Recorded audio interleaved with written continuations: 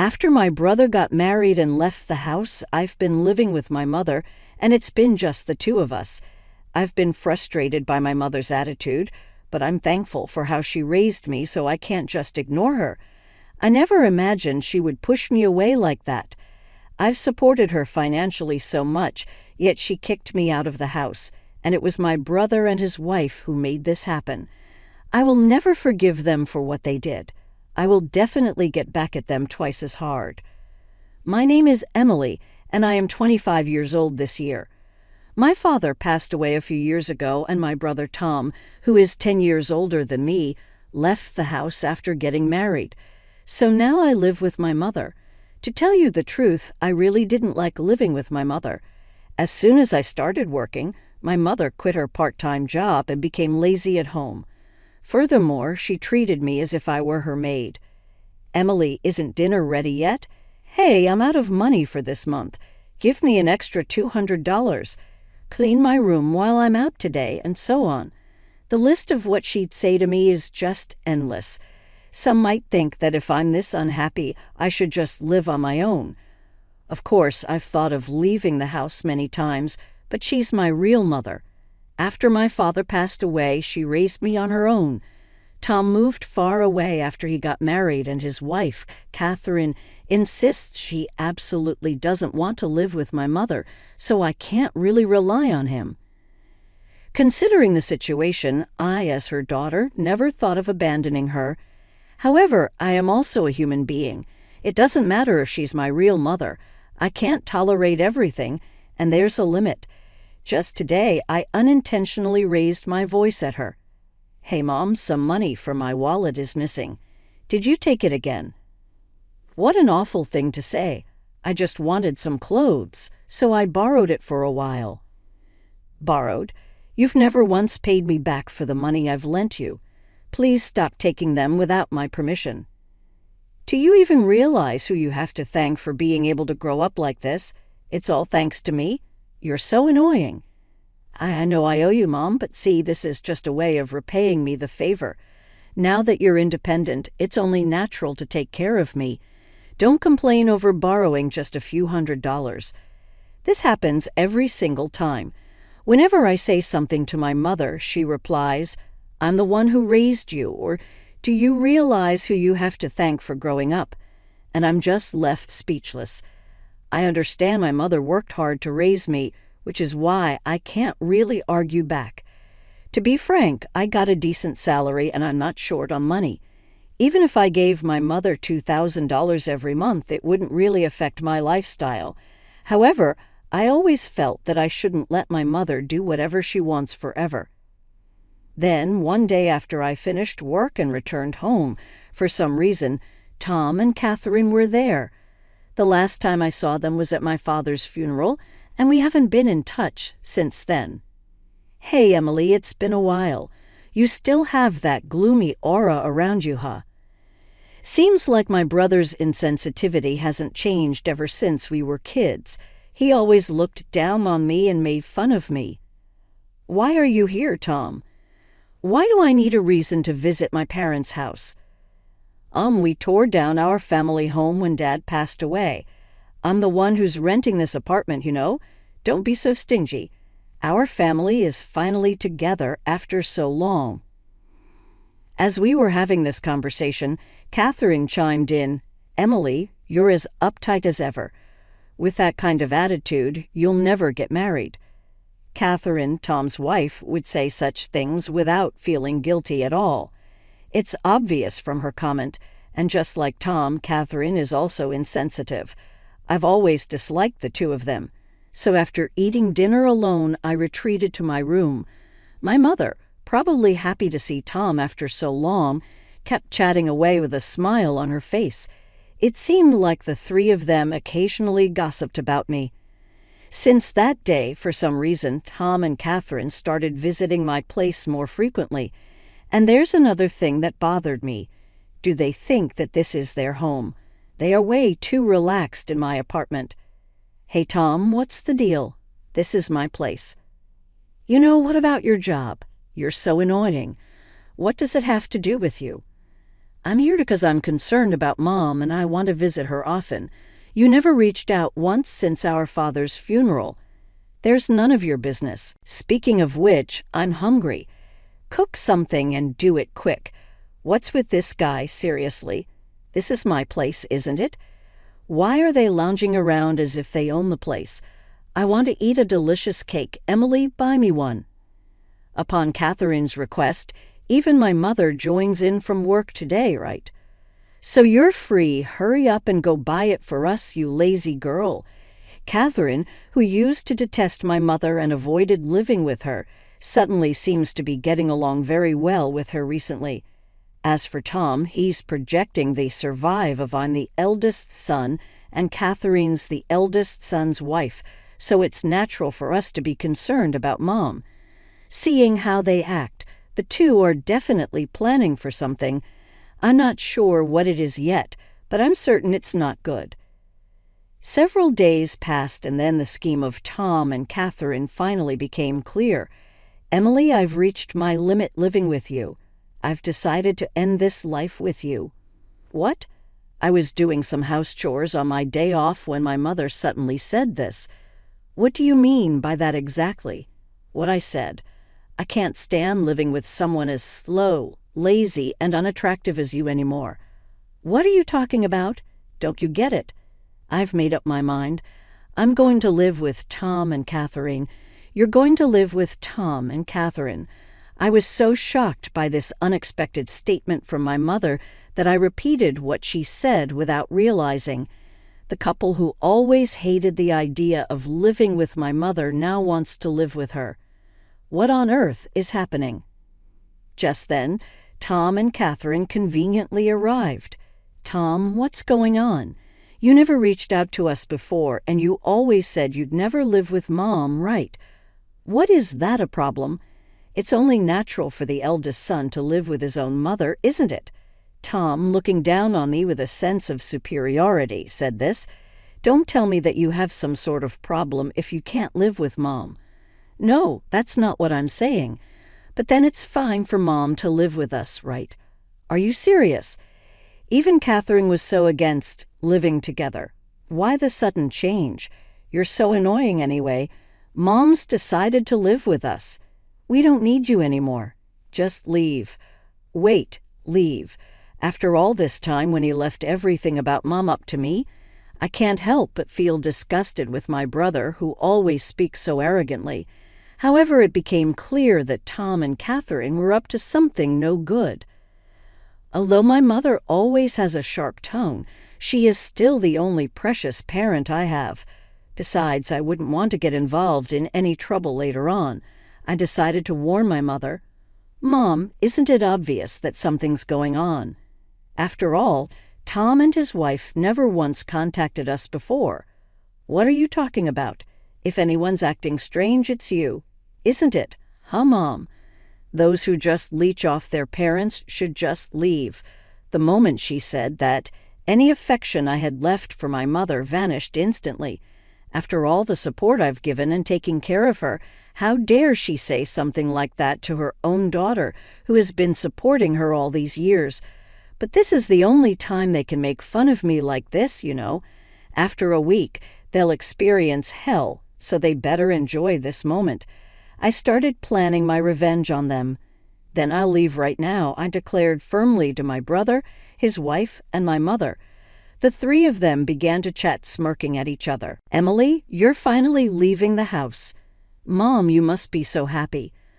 I truly am. Now I can live with Tom and Catherine. I'm on top of the world. From now on, I'll be the one taking care of Mom. Thank you, Tom. I'm also happy that I can live with my beloved mother-in-law from now on. Oh, thank you too, Catherine. The three of them continued their frivolous conversation. To be honest, I was struggling not to laugh at that moment, but I can't let them think that I have any leeway to execute my revenge perfectly. It's best to lay low for now. From that day on, my brother and his wife seemed to be constantly in my apartment. As for me, it's as if I'm invisible to them, or rather, they treated me as if I never existed in the first place. However, this was advantageous for me. Because I wasn't bothered at all while preparing to move out a week later. It was my moving day. The moment he opened his mouth, Tom said, "This today is the day we part ways, Emily. We'll be taking care of Mom from now on, so you can live without any worries." "Thank you. I'm leaving Mom in your hands," I replied. Okay, after flying so casually, Tom seemed somewhat unsatisfied with my response. Then my mother approached. "I hope you get married soon, Emily. It'd be a shame to remain single for the rest of your life, wouldn't it? You know, the whole society would call a person like you a loser."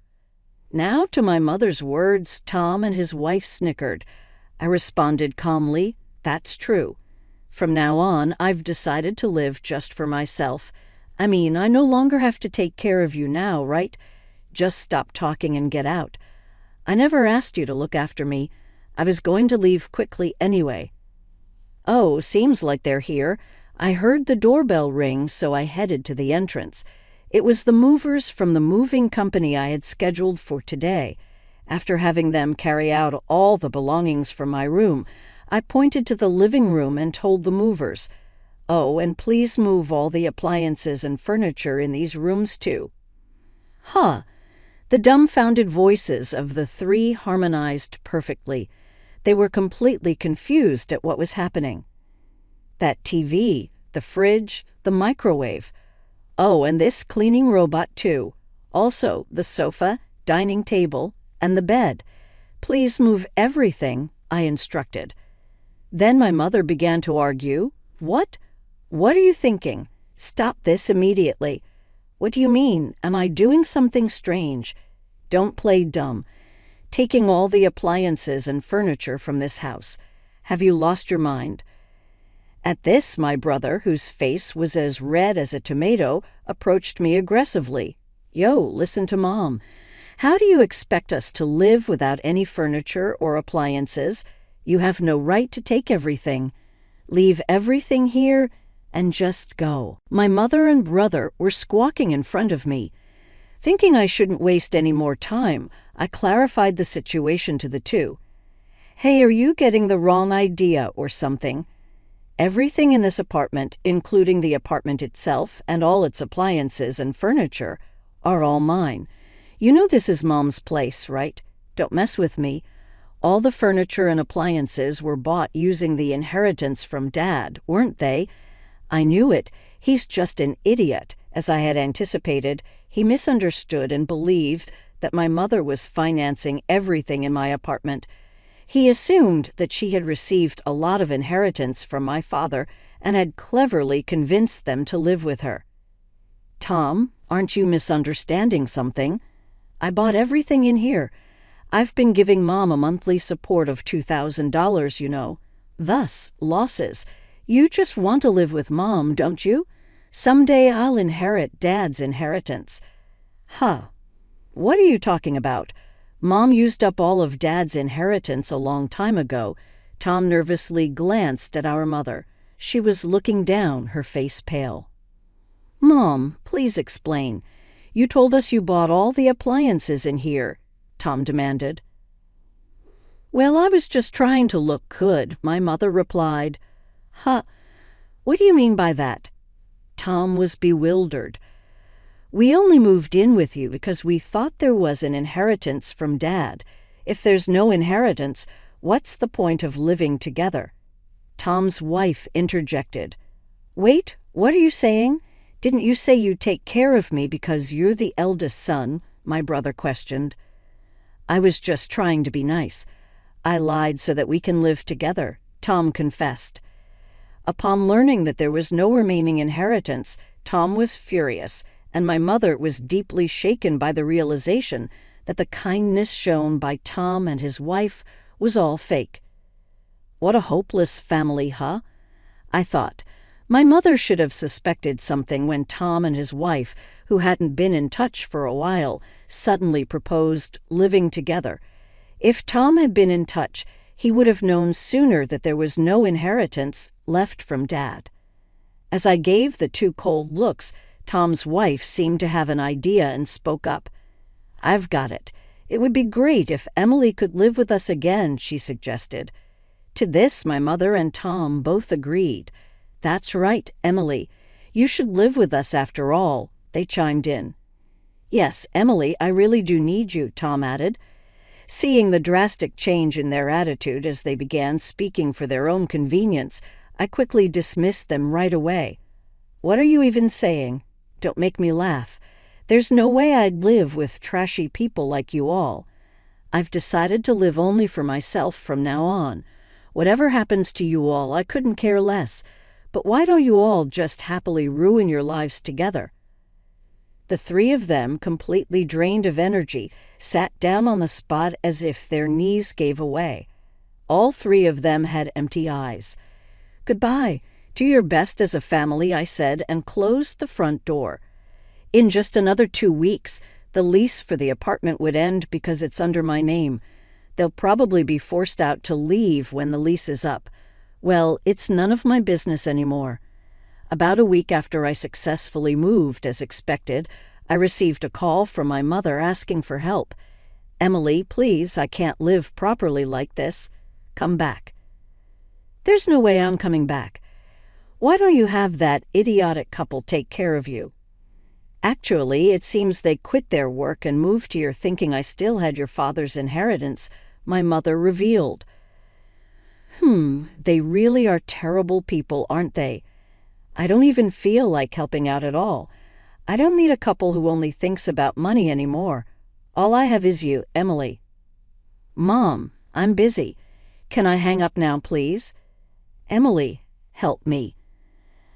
I hung up the call before she could finish and blocked her number. I no longer feel the urge to help my mother, especially not now. Rumor has it that my mother and Tom's family got evicted from the apartment after that incident. They ended up spending all of Tom's savings to move into a shabby apartment. Apparently, my mother doesn't work, and she argues with Catherine almost every day. Tom is the only one who has a job, working from dawn till dusk, just to make ends meet. As for me, after distancing myself from my mother, I've been able to save more money and use it for my own needs. After all these sacrifices I've made in the past, I want to lead a life that makes me happy from now on.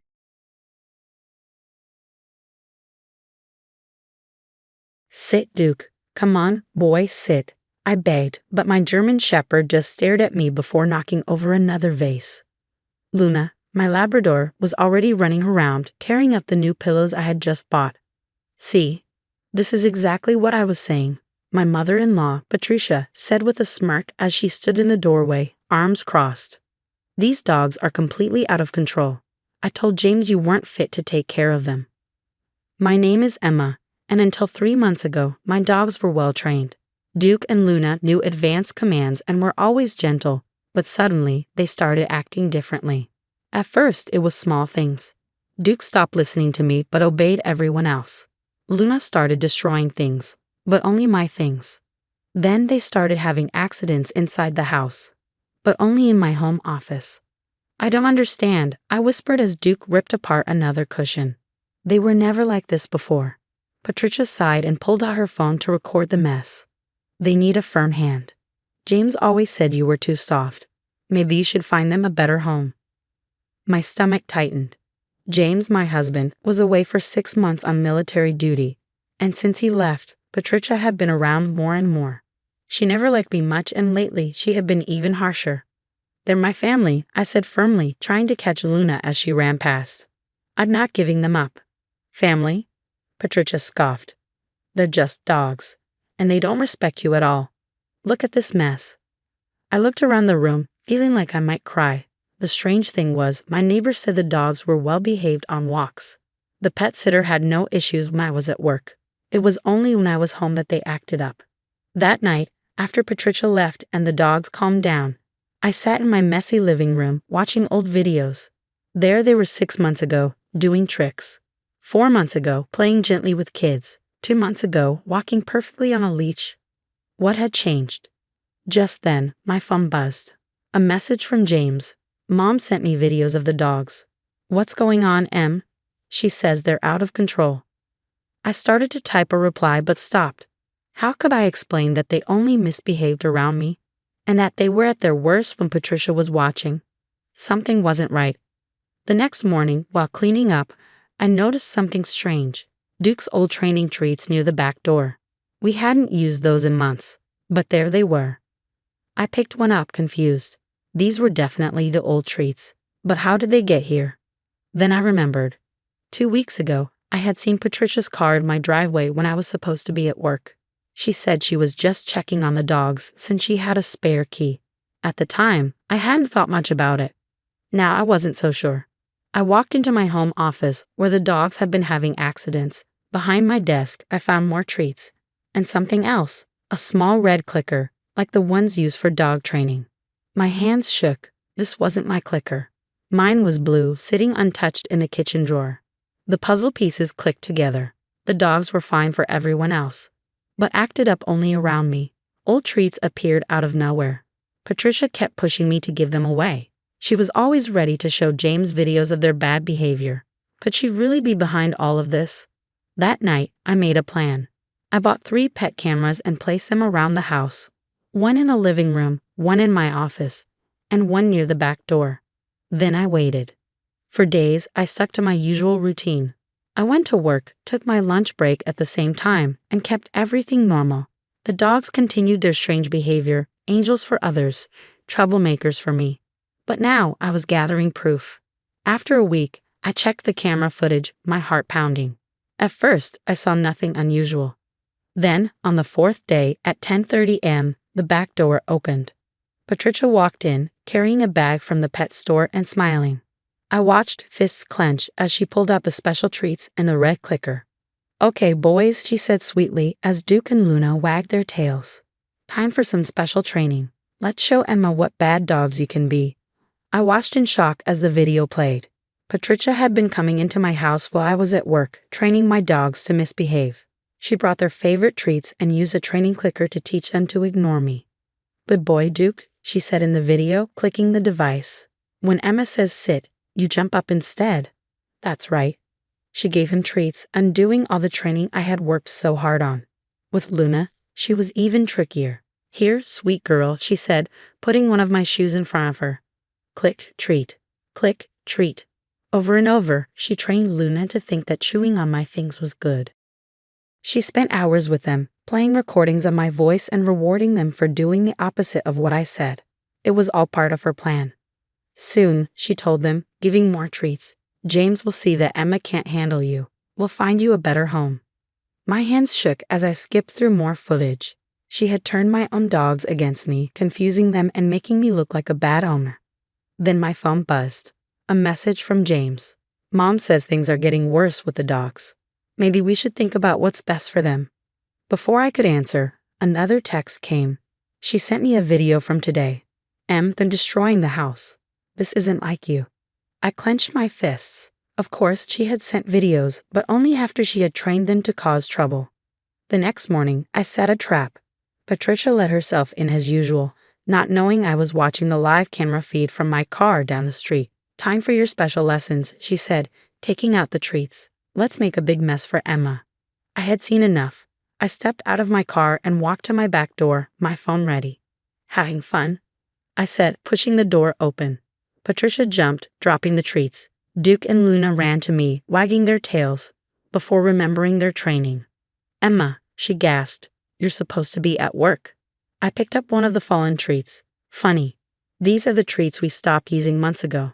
And is that a training clicker in your hand?" "I was just helping," she stammered. "Since you clearly can't control them. Let's watch some videos, shall we?" I held up my phone. "Like the part where you teach Duke to knock things over when I call him. Very clever." Her face turned pale as I played clip after clip of her secret training sessions. Duke and Luna sat beside me, no longer listening to her clicker. "You don't understand," she tried. "I was doing what's best." "For who?" I cut in. "The dogs, James, or yourself to make me look bad. I never." "Save it," I snapped. "I've already sent these videos to James. Every single one." Right on cue, her phone rang. James' name lit up the screen. "You might want to answer that," I said, scratching Duke's ears. I think he has some questions about your helpful dog sitting." Her hands shook as she picked up the call. I could hear James's angry voice demanding answers. Duke and Luna stayed close to me, finally free from her tricks, as we watched her world fall apart. The fallout was swift and decisive. James, still deployed but now fully aware of his mother's manipulation, was livid. The video calls that followed were intense, with Patricia trying to defend her actions while James systematically broke down every excuse she offered. "How could you do this?" His voice crackled through the video chat, his face tight with anger. "Those dogs are family. Emma is family. And you've been deliberately trying to destroy that." "I was only thinking of you, sweetheart," Patricia pleaded. "I just wanted to show you that she's not." "Not what, Mom? Not good enough. Emma's been running our household, taking care of our dogs, and supporting my career while I'm deployed. And you've been sneaking around, actively trying to sabotage her." I sat quietly during these conversations, letting James handle his mother while I focused on rehabilitating Duke and Luna. It took time and patience to undo Patricia's malicious training. We had to restart from basic commands, rebuilding their trust and confidence in responding to my voice. The breakthrough came during a sunny afternoon in the backyard. I was working with Duke on his sit command, using positive reinforcement and our original training techniques. For the first time in weeks, he responded instantly, his brown eyes fixed on mine with that old familiar trust. "Good boy," I praised, my voice thick with emotion. Luna, not wanting to be left out, trotted over and sat perfectly as well. No chaos, no destruction, just my well-trained, loving dogs being themselves again. I sent a video of this moment to James, who shared it with his entire unit. The support that flooded in was overwhelming. Even his commanding officer, a devoted dog owner himself, sent a message expressing his outrage at Patricia's actions and his admiration for how we were handling it. Patricia, faced with irrefutable evidence and the loss of her son's trust, finally broke down and admitted everything. She convinced herself that by making me appear incompetent, she was somehow protecting James. The dogs had been an easy target, beloved family members whose behavior could be manipulated to serve her agenda. "I never thought about how it would hurt them," she admitted during a family counseling session James had insisted on via video call. "Or how it would hurt you, Emma. I was so focused on proving you weren't right for James that I became someone I don't recognize." The road to reconciliation would be long, and trust wouldn't be rebuilt overnight. James made it clear that when he returned home, things would be different. Patricia's unlimited access to our house was revoked, and any future visits would be supervised until she could prove herself trustworthy. Life settled into a new rhythm. The pet cameras stayed up, no longer needed for surveillance but serving as a way for James to check in on his whole family while deployed. He loved watching Duke and Luna's progress as they returned to their well-behaved selves, often calling during their training sessions to cheer us on.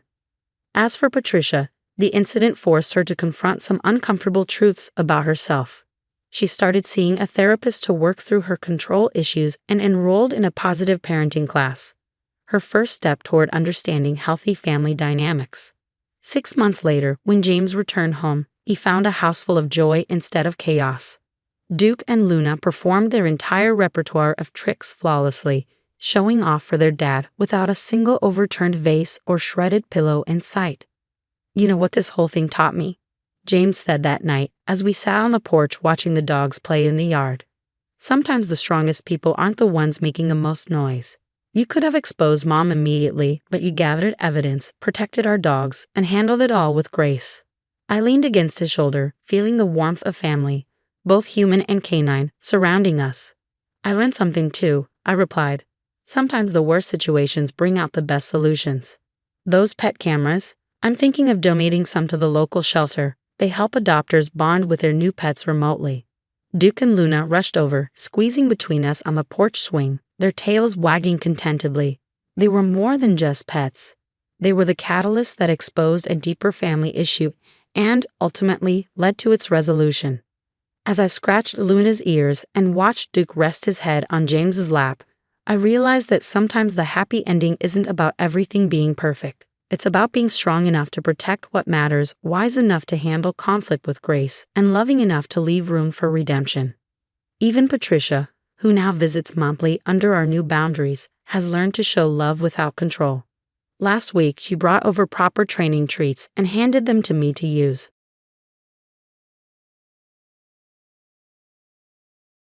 Get some rest, darling. No one can hear you scream down here.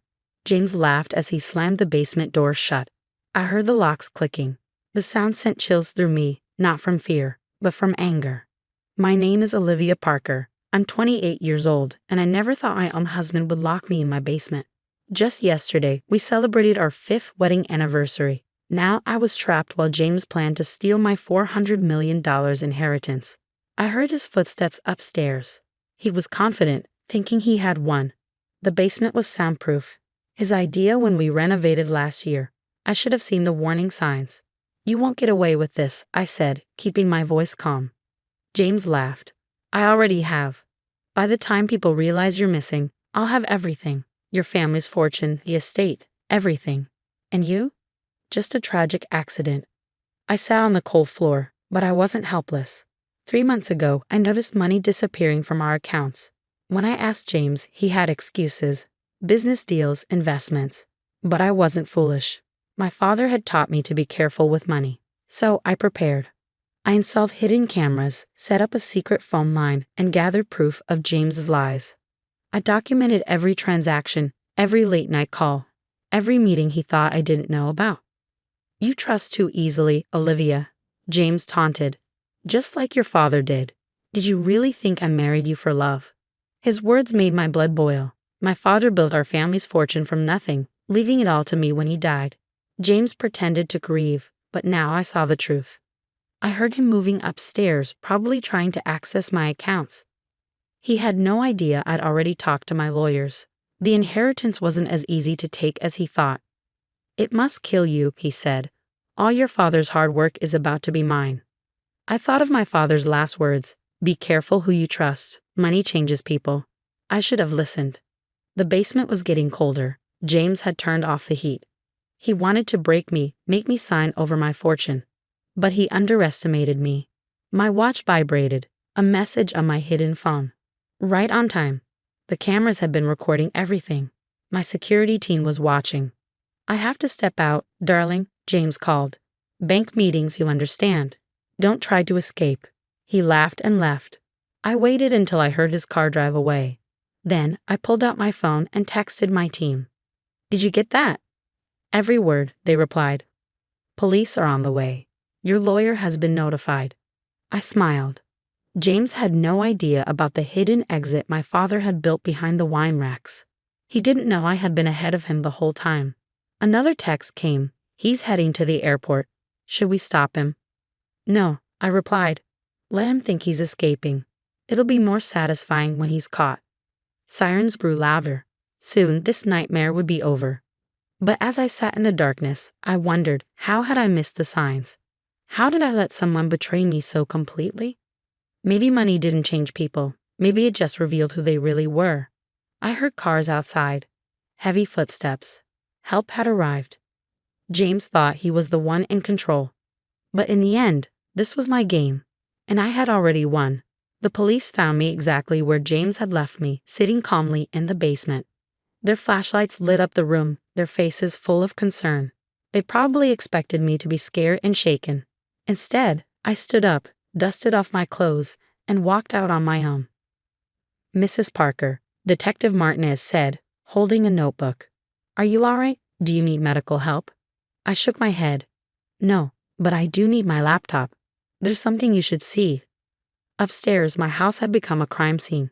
Officers were taking photos, collecting evidence. James had left in such a hurry he didn't even close his laptop. Another mistake. He's heading to the airport, I told Martinez, pulling up the security footage. Private terminal. He has a friend with a charter company. Martinez raised an eyebrow. You seem very prepared. I met his gaze. I've been watching my husband plan this for months. I clicked through files, bank statements, recorded conversations, security footage. James thought he was smart, but he never considered that I might be smarter. Martinez scrolled through the evidence, eyes widening. This is a lot. You've been collecting proof against your own husband. Since I first noticed money missing, I said. James got sloppy. He thought I wasn't paying attention. An officer called Martinez over. They had found James's burner phone, left behind in his rush to escape. Another careless mistake. My phone buzzed. A message from my security team. James spotted at private airport, trying to book a flight to the Cayman Islands. Of course. That's where he thought my family's money was. Another wrong assumption. Detective, I said you should send officers to Blackwood Private Airport. My husband is about to flee the country. Martinez was already on his radio, giving orders. I leaned back, watching everything unfold. Part of me felt numb. My marriage had been a lie. But another part, my father's daughter, felt satisfied. Mrs. Parker, Martinez asked, serious now. How long have you known about his plan? I pulled up my calendar. The first sign? 3 months ago, James started asking about my inheritance. He thought he was being subtle. But I shrugged. Let's just say I inherited more than money from my father. The detective nodded. And you didn't confront him. That wasn't the goal, I said. I needed to know how deep this went. Who else was involved? I clicked on another file. Like Charles Weber, James's so-called business partner, they've been planning this for months. Martinez's eyes sharpened. Weber? We've been investigating him for fraud. I know, I said. I have a file on him too. Want to see? For the next hour, I walked the police through everything. James's secret meetings, his plans to steal my inheritance, the evidence I had gathered. He thought he was being careful, but I had recorded every step. My phone buzzed again. A video feed from the airport. James, handcuffed, furious. He had almost escaped. Almost. Martinez hung up his radio. Your husband is in custody. He wants to talk to you. I laughed. Let me guess. He says I set him up? Exactly, Martinez said. I clicked on one last file. Then he won't like this. A video played. James and Weber in my home office discussing their plan. How they'd lock me in the basement, force me to sign everything over, make my disappearance look like an accident. James's voice was clear, confident. Martinez watched, stunned. Your cameras caught all this. My father always said knowledge is power, I said. James never learned about the security in this house. He was too busy thinking about money. An officer brought in a box of evidence, James's hidden safe. Inside were fake documents, power of attorney, a forged will, proof of his plan. Mrs. Parker, Martinez said, closing his notebook.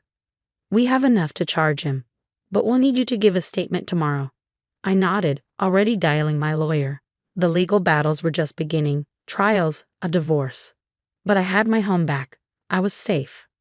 As the police left, I walked through my house, turning on lights. In the kitchen, I saw James's half-finished coffee cup from this morning. Just hours ago, he had been here, confident he had won. My phone buzzed one last time. A message from my security team. All accounts locked. System secure. Continue monitoring? Yes, I typed. And thank you. My father would be proud. I looked out the window. The last police car drove away. The sun was setting, casting long shadows across the garden. James had tried to trap me in that basement. He thought he had control. But sometimes the darkest places show us our true strength. 1 year later, I sat in a courtroom, watching as James was led away in handcuffs after receiving his sentence. 15 years for attempted murder, fraud, and conspiracy. His once confident smirk had disappeared, replaced by a haunted look as reality finally set in. Charles Weber had turned on him months ago, accepting a plea deal in exchange for testifying. James's perfectly orchestrated plan had crumbled, just like our marriage, leaving nothing but evidence of his crimes. Outside the courthouse, reporters gathered, hungry for details about the wealthy heiress who outsmarted her murderous husband. I walked past them, head held high, ignoring their questions. My lawyer handled the press while I slipped into my waiting car. Home, my driver asked. Actually, I said, checking my watch, let's go to the foundation. The Elizabeth Parker Foundation, named after my mother, had become my focus over the past year. Instead of letting James's betrayal break me, I channeled my energy into creating something meaningful. We helped women escape abusive relationships, provided resources for financial literacy, and funded domestic violence shelters. The building that housed the foundation was modern, filled with light and hope. As I walked through the doors, Sarah, my program director, greeted me with a warm smile. "How did it go?" she asked, falling into step beside me. 15 years, I replied. Weber's testimony sealed it. We entered the main meeting room where a support group was just finishing. Women from all walks of life, each with their own story of survival. Some nodded in recognition as I passed. They knew my story, and I knew theirs. "The new shelter opens next month," Sarah reported, handing me a file. "We're already at capacity for applications." I scanned the documents, pride swelling in my chest. Each woman we helped was a victory, a light pushing back against the darkness that men like James tried to create. My phone buzzed. A message from Detective Martinez. "Thought you'd want to know. Weber gave us names of 3 other men involved in similar schemes. We're building cases now." I smiled, remembering Martinez's words from a year ago. Sometimes one case breaks open dozens more. He'd been right. James and Weber's arrest had exposed a network of fraudsters targeting wealthy women, and one by one, they were falling. Later that evening, I returned to my home, not the house I'd shared with James, but a new place, one without memories of betrayal. The security system welcomed me with soft peeps, cameras tracking my movement out of habit more than fear now. In my office, I opened my father's old leather journal. Its pages were worn, filled with his wisdom and advice. One passage caught my eye. "True strength isn't in what we have, but in how we use it to help others." A knock at the door interrupted my reading. It was Emma, my younger sister, carrying takeout and wearing a determined expression. "No wallowing allowed," she announced, setting down the food. "I know today was rough, but we're celebrating." "Celebrating what?" I asked, closing Dad's journal. "You, dummy. Your strength, your foundation, everything you've built from this mess." She started unpacking containers. "Remember what you told that first support group? Every ending is a chance for a new beginning." I smiled, remembering that day. I'd been terrified to share my story, but seeing the hope it gave others made it worth it. "Fine," I conceded, reaching for the food. "But no toast this time. Last time you gave a speech, it lasted 30 minutes. "That was one time," she protested, laughing. As we ate, Emma updated me on her life. Her residency at the hospital, her plans for the future. Normal, everyday things that reminded me life went on after trauma. "Dad would be proud, you know," she said softly. "Not just of how you handled James, but of what you're doing now. The foundation, helping others. It's exactly what he would have wanted." I nodded, feeling tears prick at my corners of my eyes. "I just wish," I started. "He could see it." Emma finished. "He can. Trust me." After Emma left, I stood at my window, looking out at the city lights. The Foundation's latest campaign video was playing on a billboard in the distance. "Your story isn't over. It's just beginning." My phone buzzed one last time. A message from Sarah. "Just got a call." 3 more women came forward after hearing about the verdict. They're ready to talk. I smiled, already planning tomorrow's meetings. James had tried to lock me in the darkness, thinking it would break me. Instead, it had shown me my purpose, helping others find their light. The basement that was meant to be my tomb had become the foundation for something bigger than myself.